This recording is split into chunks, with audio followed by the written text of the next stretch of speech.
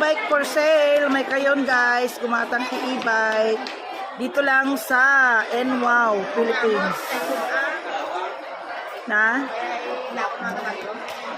For sale guys, e-bike. Slightly used. May kayong gumatang guys, tagay for sale, tata, slightly used. Diba? May kayon guys, gumatangan, e-bike.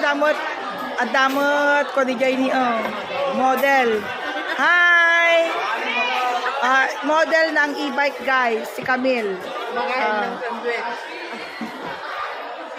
Model ng e-bike. For sale guys, slightly used.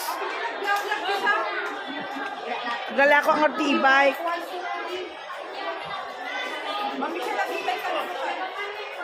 Diba? 1 minute na siya.